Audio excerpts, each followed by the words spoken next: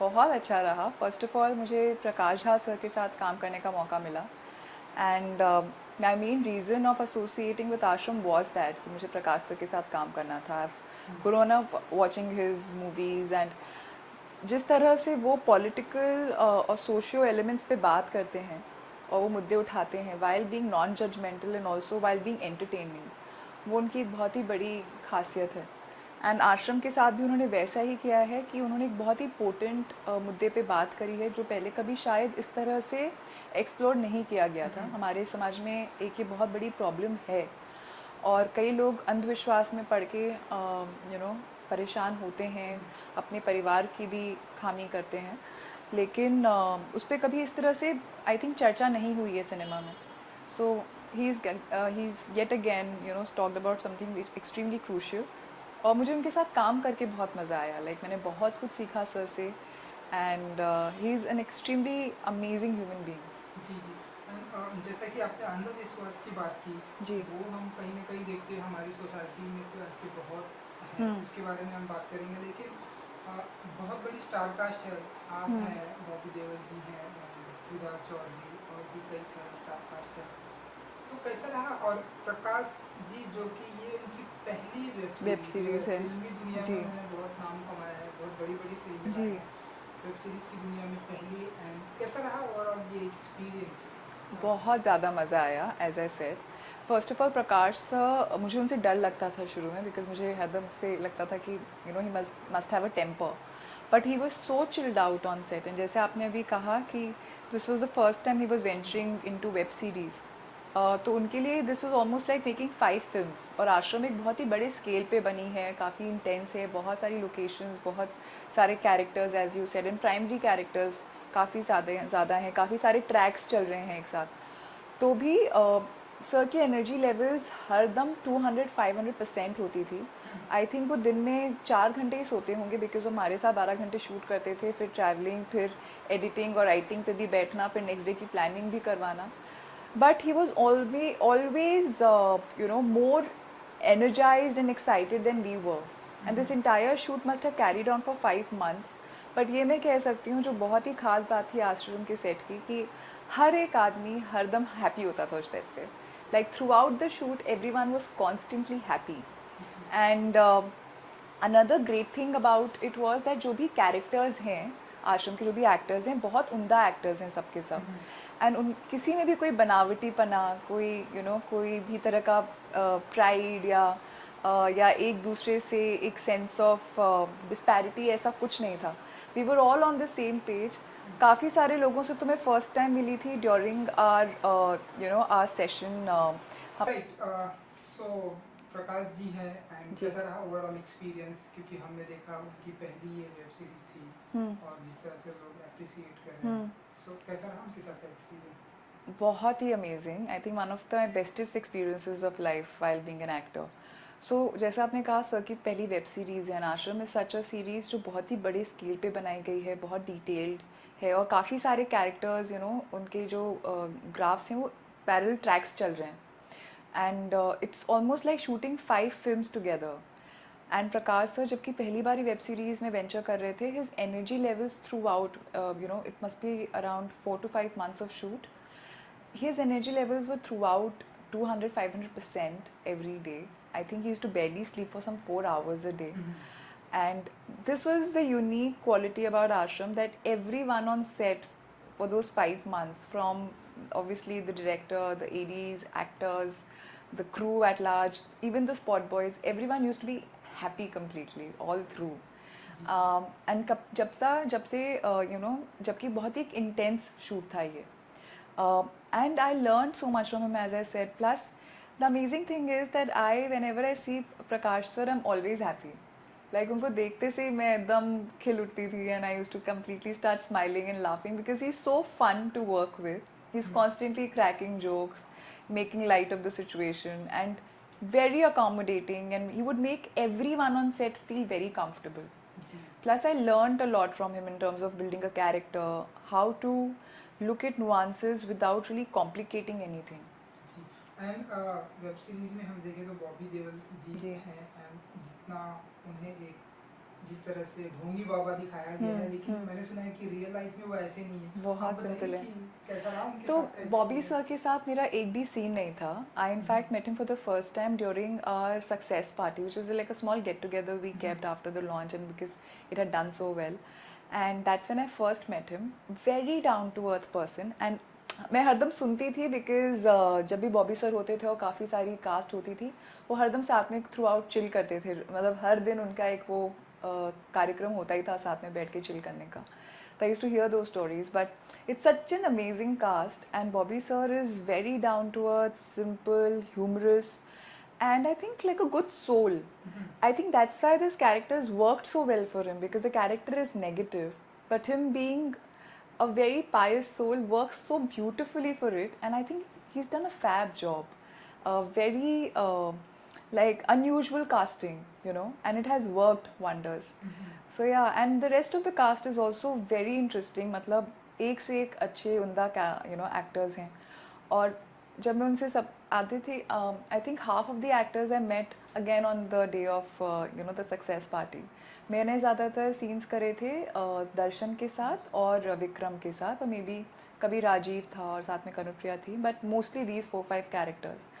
And Tushar, Aditi, Tridha, and many others. I met primarily Chandan also. Chandan I know from before, but I met met all of them primarily on that success party. And then we've had Zoom calls and just talks once in a while. Such a chilled out cast, and everybody's at the same page. There was so much love in the room, so much appreciation and just harmony. And 8-9 characters में जो equal characters हैं almost, उनमें ये इस तरह की harmony होना ना बहुत एक बहुत अलग बात है. Doesn't happen, but there was so much harmony and love and simplicity and just pure passion of working together and creating something in that one room at that time. I just felt very proud of being a part of this kind of a series. और एक चीज अनुप्रिया जी जो मुझे भी नहीं पता, आपसे जानना चाहेंगे, शूटिंग के टाइम पे जी. आई डोंट नो उस कब ये शूट कब हुई, ये तो मुझे नहीं पता. ये मुझे पता है कि अयोध्या में शूटिंग जी. हुई है, लेकिन शूटिंग के टाइम पे क्या कोरोना इस ऐसे नहीं. हमारी सोसाइटी में था या उस समय?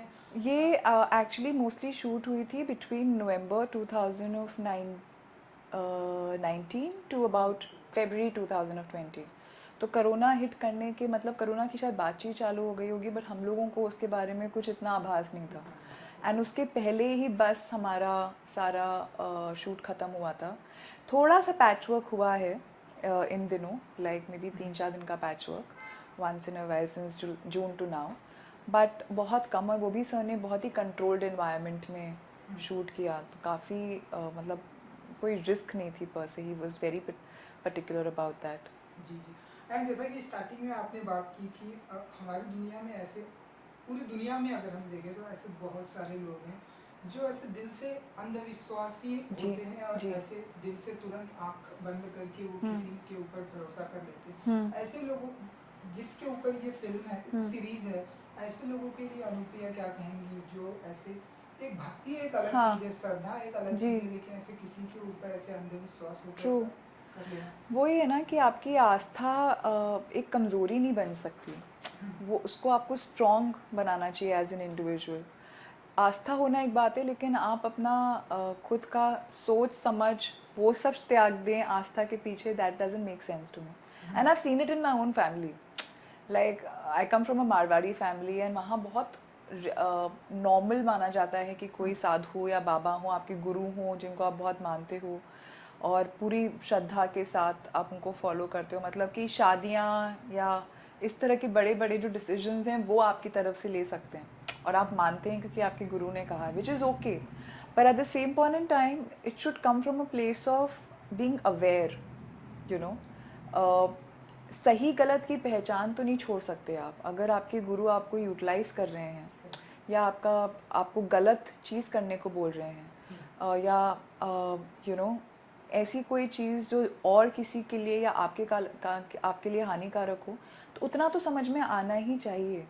और अगर जहाँ कई बार क्या प्रॉब्लम होती है, मैंने देखा है कि आपकी जो गुरु या जो बाबा होते हैं जिनको आप मानते हैं, कई लोग उनके अगेंस्ट काफ़ी सारी बातें हो रही होती हैं आसपास, क्योंकि ऐसे वो लोगों को एक्सप्लॉइट कर रहे हैं, कुछ चीज़ें निकलती हैं, कुछ कोई ना कोई तो अफवाहें होती हैं, लेकिन हम उनको अफवाह मान लेते हैं। बिल्कुल। हम ये नहीं समझते कि अगर कोई बात हो रही तो उसके पीछे कुछ सच्चाई भी हो सकती है, और एक अवेयर होना और ध्यान रखना बहुत ज़रूरी है, क्योंकि आप at the end of the day एक ह्यूमन को ही सारी शक्ति दे रहे हैं। वो हैं तो एक ह्यूमन बीइंग ना, उनको आपने फुल पावर दे दी इतने सारे लोगों की लाइफ की, तो वो फितरत बदलते हुए टाइम नहीं लगता, विच इज़ वेरी ह्यूमन। तो अपनी इंडिविजुअलिटी रखना बहुत ज़रूरी है while being spiritual. You know, spirituality आपको एक अच्छा आदमी बनाए, लोगों के बारे में सोचने पे आपको मजबूर करे, या फिर अवेयर बनाए, कंपैशनेट बनाए, वो ज़रूरी है। खाली एक अंधविश्वास में आप किसी एक इंसान को फॉलो करो, that doesn't make sense for me. जी। एंड जो लोग अनुप्रिया जी, जो लोग इस दुनिया में हम देखते हैं कि जो चले जाते हैं, लाइक जैसे अनुरिता की हम बात करें, जो वो झाड़ू पोछा लगाती है, उन्हें वहाँ से सारी सारी चीज़ें उन्हें पता है, उन्हें वहाँ से निकलना है। एंड अदिति की बात करें, जो अभी तो वो बहुत बिलीव कर, हो सकता है पार्ट 2 में हमें देखने को मिले। तो जो लोगों को पता चल जाता है कि अरे यहाँ से तो हमें यहाँ से निकलना है, लेकिन वो निकल नहीं पा रहे, तो उसके लिए कुछ, क्योंकि आपने ये सीरीज की इसलिए ये सवाल मैंने पूछा। वो हमारी सीरीज में शायद निकल कर आएगा। I think the only way again is because एक तो वहाँ तक पहुँचने से पहले कोशिश करनी चाहिए, एज आई सेड, कि उतनी आप पावर किसी को दे ही नहीं कि उनका इतना बड़ा नेक्सस बन जाए कि उसको ख़त्म करना मुश्किल हो या उससे लड़ना बहुत मुश्किल हो। at the same point in time, the only way is creating this awareness. आज एक आश्रम भी इसीलिए बनाई गई है कि लोगों को ये बात समझ में आए, जो लोग इस entertainment, because entertainment is a great way of creating change or social awareness, and that's why I respect Prakash sir so much, क्योंकि वो हरदम उस responsibility को साथ में लेके चलते हैं। तो आश्रम का बनाने का मुद्दा ही ये है कि जो लोग उस तरह के एनवायरनमेंट हैं या उनके जान पहचान वाले उस तरह के एनवायरनमेंट हैं, वो थोड़े कॉन्शियस हों कि ये प्रैक्टिसेस होती हैं, और अगर उनके आसपास हो रही है तो शायद उनको बिलीफ ज़्यादा हो या उससे निकलने की एक इंस्पिरेशन मिले। There are only couple of ways. One is unity. अगर जो सारे लोग हैं, जो भक्त हैं, वो साथ में मिल जाएं, सही को सही समझें, गलत को गलत समझें, और फिर एक दूसरे का साथ दे के उस पावर को ओवरटर्न करें, लीगल सिस्टम वो बाहर निकले, हमारे पॉलिटिशियंस, जो सबका एक नेक्सस जो बन जाता है, अगर वो जब टूट के सही दिशा में जाने की कोशिश करेगा, तभी लोगों का भला हो सकेगा। वो तो है। एंड पर्सनली मैं अगर आपकी बात करूं, जिस तरह से आप बैक टू बैक आप काम कर रही हैं, हमने आपकी ढेरों सारी सीरीज देख रहे हैं, हम इन दिनों आश्रम देख ही रहे हैं, क्रिमिनल जस्टिस हमने देखा, असुर देखा जी, और भी कई सारी हैं, और ये बातें बाद में करेंगे, लेकिन आप पहले ये हम आपसे जानना चाहेंगे कि डॉक्टर का जो किरदार है, आप ऐसा मानती हैं कि आपके ऊपर सबसे फिट बैठता है? सलमान खान की फिल्मों में हमने देखा आप डॉक्टर हैं, नर्स हैं, यहाँ हम देख रहे हैं आप एक डॉक्टर हैं जो... नहीं, आई डोंट थिंक सो कि डॉक्टर का किरदार सबसे ज़्यादा फिट बैठता है। आई थिंक क्योंकि मैंने क्रिमिनल जस्टिस में लॉयर प्ले किया है, फाइनल कॉल में I am an air hostess, War में I am an agent, Padmaavat में आई एम अ रानी। सो ऐसा कोई चीज़ नहीं है। I don't feel that doctor का किरदार बहुत बैठता है। I pick up anything that excites me, you know, as a role, और रोल की क्या कॉम्प्लेक्सिटीज़ हैं। आश्रम में मेरे किरदार की मुझे खासियत ये लगती थी कि even though she is again a bold character that I am playing, who is surrounded in extreme circumstances, और काफ़ी सारा हलचल है क्योंकि प्रॉब्लम्स चल रही हैं, and they are trying to break the nexus and you know uncover the truth. There is a sense of sprightliness in her character. उसके कैरेक्टर में एक इम्पल्सिवनेस है, एक थोड़ा सा चुलबुलापन है, ज़्यादा ओपिनिएटेड है। तो वो मेरे लिए थोड़ा इंटरेस्टिंग था कि दोनों चीज़ों को साथ में रख के मुझे चलना था। तो जहाँ भी थोड़े लेयर्ड कैरेक्टर्स होते हैं और जहाँ एक डुअलिटी होती है कैरेक्टर में, वो मुझे बहुत इंटरेस्टिंग लगती है। एंड जैसा कि हमने आपकी बात की, बैक टू बैक आप काम कर रही हैं, फिल्में भी हिट पे हिट दे रही हैं, सीरीज भी हिट पे हिट दे रही हैं, असुर में मैं खाली नहीं दे रही हूँ, पूरी टीम है जो दे रही है। तो आप ऐसा मानते हैं कि ये जो ऐसा टाइम चल रहा है, आपका बेस्ट टाइम चल रहा है, आपकी सारी फिल्में सीरीज हिट हो रही है? मुझे that I am very very thankful for, and I hope ये चलता रहे। Yes, I am very blessed for that कि जो भी मैंने मेजर काम किया है इधर में, वो सब अपने चैनल्स के लिए, वो मूवीज़ बहुत you know they have been very very very successful, and those web series have also been like flagship shows for the various channels, be it Asur, be it Criminal Justice or Ashram, or even Final Call did very well for Z5. So Sacred Games. So yeah, that is definitely there. But I feel blessed कि मुझे उससे ज़्यादा खास बात ये है कि तो audiences प्यार दे रहे हैं, accept कर रहे हैं. We are what we are because of them. And concepts पसंद कर रहे हैं. तो आई जस्ट फील कि हाँ, मैं सही लोगों के साथ जुड़ रही हूँ, सही कॉन्सेप्ट्स पे काम कर रही हूँ, और इसके ज़रिए मुझे बहुत टैलेंटेड डायरेक्टर्स और यू नो क्रू के साथ काम करने का मौका मिला है, which I am very thankful for. And हम देखा कि सीजन 1 तो आ चुका है जी. लास्ट एपिसोड में पार्ट 2 की बातें हो रही जी. हैं. कुछ एक आई थिंक शूटिंग शायद डन हो चुकी है या कुछ सो बेसिकली हमारा सीज़न 1 शूट हुआ था ये, और उसके 2 पार्ट्स हुए बिकॉज काफ़ी ज़्यादा कंटेंट था, तो they wanted to break it up. So अभी हमारा पार्ट 1 आया है सीज़न 1 का, अब पार्ट 2 आना बाकी है सीज़न 1 का. सीज़न 2 थोड़े दिन बाद शूट होगा. सो कब तक आ जाएगा ये पार्ट 2? I- लोगों को बहुत बेसब्री से आई नो मुझे कई बारी लोगों ने रोका है और पूछा है कि कब आ रहा है. There has been number of times. So I don't know for sure, but I think 1-2 महीने में तो आ जाना चाहिए.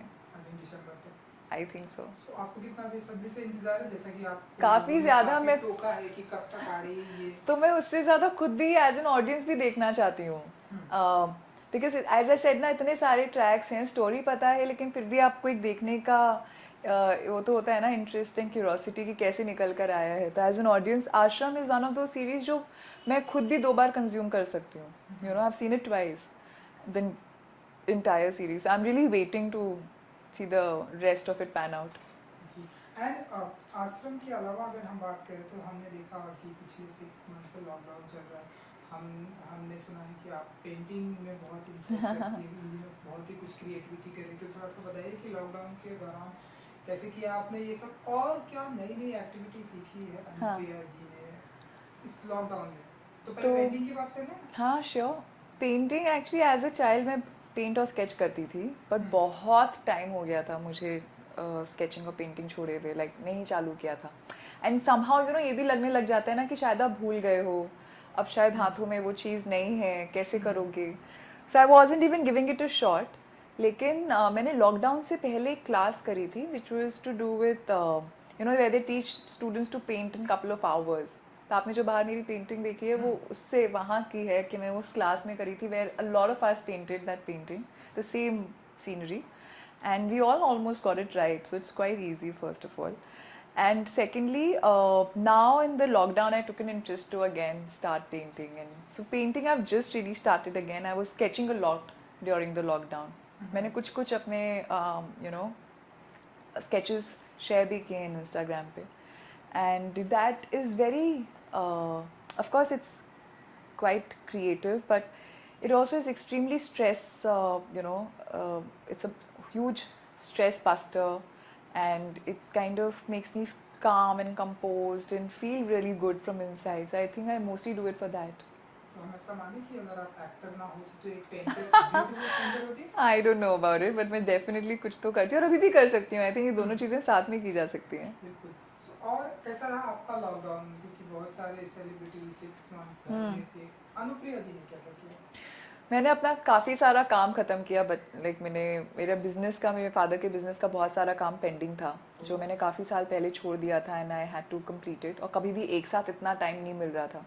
तो I finished, I think my first 2 months went behind a computer screen for from morning 10 o'clock to up till evening 9, literally.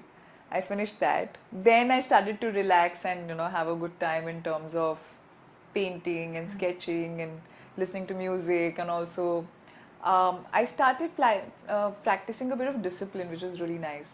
सवेरे उठ के थोड़ा time spend करना अपने साथ, थोड़ा music सुनना, then writing I started doing again, like journaling more so, breathing, and doing some actor riyaz and stuff like that, and of course workout. तो वो सब किया, काफ़ी सारा कंटेंट देखा OTT पे, कुछ किताबें पढ़ी. आई मीन करने को इतना कुछ है कि टाइम बहुत आसानी से कट जाता है. तो बिजनेस वुमेन भी सुनना पसंद करती है अनुप्रिया जी, हम ऐसा माने? पहले पहले, not now. maybe later, at some point in my life, I do want to open up an enterprise, which probably would involve the local artisans of a place. That's like a small scale thing that I wanted to start, but maybe sometime later. सो इसके बाद 2021 में और कौन कौन से upcoming project आपके रहेंगे जो आप ऐसे धमाका करने वाले हैं? वो तो मुझे नहीं पता, होपफुली. सो एक तो आश्रम 2 आने वाली है, देन असुर 2 की बातें चल रही हैं. There is a project that's gonna start somewhere in March again. It's a web show which I can't really talk about right now. There are 1 or 2 projects which are going on floor right now, but again I can't talk about them because it's like not allowed to really speak about them. But एक दो चीज़ें और हैं जो अभी चालू हो रही हैं. I just hope everything goes as per plan and we start shooting. That's what I hope. I hope कि जो भी आएगा वो लोगों को बहुत पसंद आएगा. Right. एंड इन दिनों हम, क्योंकि आपने सलमान खान जी के साथ में काम किया है, इसलिए मैं आपसे पूछना चाहता हूँ कि इन दिनों लाइक ऐसे बिग बॉस जो साल का सबसे पॉपुलर हिट कंट्रोवर्शियल शो रहता है स्टार्ट हो चुका है, कितना फॉलो करती है अनुप्रिया जी? मैंने अभी तक तो फॉलो नहीं किया. लास्ट ईयर मैंने काफ़ी कुछ फॉलो किया था, लाइक थोड़ा बहुत. आई थिंक जनवरी के वक्त, उस वक्त एयर हो रहा था, तो उस वक्त मैं शूट कर रही थी भोपाल में. And many times that after coming back at night मैं हाफ एन आवर तक देखती थी. मैं थोड़ा सा ग्लूड ऑन हो गई थी. So yeah, this time I haven't started following it, but probably I will, because Salman sir is definitely very interesting in it, and I think most of us watch it to watch him as well, you know, his antics and his camaraderie with all the contestants and how he handles them and how he gives them love. So yeah, I think I will watch it again for him. आप इस show में, big boss के show में कभी जाने की इच्छा रखती या कभी जताई आपने कि जाना चाहिए नहीं जाना चाहिए? नहीं, मुझे डर लगता है, ओह, because I don't think I can survive. हाँ? वहाँ पर के माहौल से, फाइटिंग से, या Yeah, मतलब I don't think I'm not very good at politics. I'm not very good at you know, in like in really being in that kind of an environment. तो हाँ, मतलब मुझे नहीं लगता कि I'm suited for it. जी. तो सलमान खान जी जिस तरह से हैंडल करते हैं सारे कंटेस्टेंट जी. को, उन्हें क्या कहना चाहेंगे, क्योंकि आपने उनके साथ भी काम What किया can है. I say? He's a superstar, and I think he's a very very intelligent person, and he's someone who's very aware of his stardom. At the same point in time, bears a lot of responsibility for it. He knows कि वो क्या कब बोल रहे हैं, and वो मैंने उनको कभी भी, जो भी मैंने बिग बॉस या कभी भी वैसे भी उनको जब देखा था, वो कभी भी गलत बात को प्रमोट नहीं करते हैं या कभी भी किसी गलत बात का साइड. बिग बॉस जैसे स्पेस में जिसको हैंडल करना इतना मुश्किल है, सही गलत आप हर वक्त डिसाइड कर रहे होते हो पार्टिसिपेंट्स और सबके through. But if his even if he has somebody he really likes on the show, I've never seen him take the wrong side ever, and he deals with them with a lot of care while being very straight. So उन एक बहुत अलग कला है उनमें. And what I feel is that he very responsibly projects everything to the Big Boss audience also. Though it is such a controversial show, I've never seen him get into controversy, quite interestingly, you know, like of any sort. तो वो बहुत अच्छे से एक अपना और you know, humorously भी, काफ़ी मजाक क्या तरीके से भी होते हुए बहुत एक एलिगेंटली वो मैनेज करते हैं हर चीज़ को, which is something that only a you know, very intelligent person and a star like him can do. आपका ऐसी कोई फेवरेट पर्सनालिटी है जिसे आप चाहेंगे कि ये जाए बिग बॉस के अंदर, मैं इन्हें देखूं, मैं इन्हें फॉलो करूं कि ये क्या करते हैं वहां जाकर, ऐसा कोई अनुप्रिया जी का? I mean, I have many favorite personalities, but I've never imagined them inside Big Boss, to be honest. Like, I've never thought of it that way. I'm very, like, I would really want to know more about how a Nasir sir spends his day or a Shabana ma'am spends their day. But that will be their intimate space. You know, Big Boss is not that space जहाँ 10 लोगों के साथ हैं.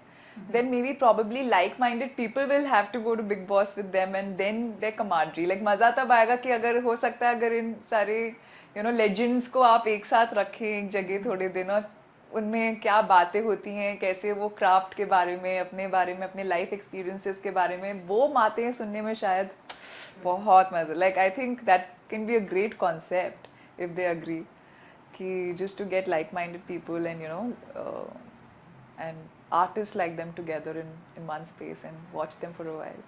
Correct. चलिए एक आखिरी सवाल मेरी तरफ से, ये जो प्रेजेंट टाइम में हम देख रहे हैं हमारे हिंदी फिल्म इंडस्ट्री का जो सिनारियो है, बहुत सारी कंट्रोवर्सी चल रही है, हम देख रहे हैं बहुत सारे लोगों के नाम ड्रग्स में आ रहे हैं, सुशांत की जस्टिस की बातें हम कर रहे हैं लेकिन अभी तक जस्टिस मिल नहीं पा रहा है और उनके जस्टिस के नाम पे कुछ और भी चीज़ें चल रही हैं। कैसे देखती हैं ये जो प्रेजेंट टाइम का सिनारियो है हमारे हिंदी फिल्म इंडस्ट्री का? Well, I just feel कि ये तो जनता पे डिपेंड करता है कि वो सही और गलत को समझें। एक तो एक जुडिशरी है, एक लीगल सिस्टम है, वो काम कर रही हैं, उनको अपना काम करने का मौका दें। खाली नॉइज़ क्रिएट करके जो मेन पर्पस है वो डिफीट होने वाला है, उससे सच कभी बाहर नहीं आएगा, उससे किसी को जस्टिस नहीं मिलेगा। And I think the only learning that we can have out of this incident is that mental health is a serious problem. People go into depression. We are living in very stressful times, not just because of the pandemic, especially now because of the pandemic also. And in the pandemic, I had imagined that people would realize that how important it is to be loving towards one another or to be compassionate. Life is so fickle. We all came to a standstill for 6 months. हमने सबने सब कुछ सबका बंद हो गया, पूरी दुनिया एक साथ बंद हो गई। वो अपने में ही 2020 में एक बहुत ही अद्भुत एक्सपीरियंस था कि ऐसा हो सकता है। तो I had imagine and I think many of us had imagine that people will come out differently from this. But एक तो ये भी हो सकता है कि आई थिंक इतना एक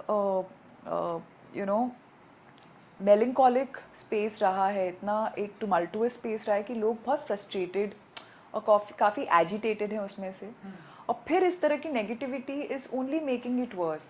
आई just feel there is so much negativity and uncertainty in the environment right now which needs to get cleansed, and that you can only do when you think calmly and let people do their job, support the right people. Just before saying anything aggressively, look at the whole situation, look at where a person has come from, what the person has gone through, how are they really contributing to life. और to अगर हम बॉलीवुड की बात करें तो बॉलीवुड में बहुत काम होता है, बहुत मेहनत से लोग काम करते हैं। खाली एक्टर्स नहीं एक फिल्म बनाते या एक वेब सीरीज़ बनाते, जैसे मैंने कहा बहुत लोग साथ में मिलके एक कंटेंट क्रिएट करते हैं। सालों, मतलब आई थिंक एटलीस्ट महीने साल लग जाते हैं एक 4 घंटे का या 5 घंटे का कंटेंट क्रिएट करने में या 2 घंटे की एक फिल्म क्रिएट करने में। उतने 100 से ऊपर लोगों की मेहनत लगती है, और ज़्यादातर ये सब लोग बाहर से आए हैं और छोटे छोटे सपने लेकर आके साथ में काम कर रहे हैं। तो उसको आप रिडिक्यूल इस तरह जो इतना बड़ा बॉलीवुड को अटैक या टारगेट किया जा रहा है इस वक्त, I think that is really wrong. And I totally stand that there is a lot of good passionate work that happens in Bollywood, and it is an industry which is helping so many people with their livelihoods and helping them achieve their dreams. There is a lot of good here. So I don't think that we have any right to, it's not right for us to belittle that. And all those people who have worked so hard to be where they are, to belittle their journey. Everyone has worked very hard to come wherever they are and have struggled equally. This is the time to, if we are talking about mental health, then we really should be giving each other more love and support rather than driving them into depression.